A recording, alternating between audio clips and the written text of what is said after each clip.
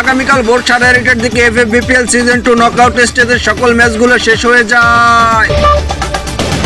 সেখানে শেষের ম্যাচটিতে আরএসকে গ্যাংয়ের সদস্যরা পায়ের ঘাম মাথায় উঠিয়ে পাছা দিয়ে লাল হুতা বের করে দিয়ে তারা নিজেদের দখলে বুইয়াটি নিয়ে নেয়।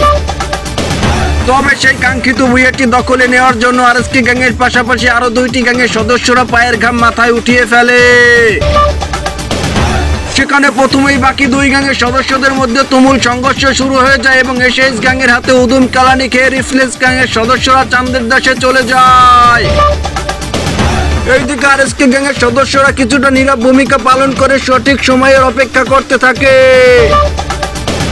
তারপরে সুযোগ পেয়ে আরএসকে গ্যাংয়ের সদস্যরা এসএস গ্যাংয়ের উপরে হামলা চালিয়ে দেয়।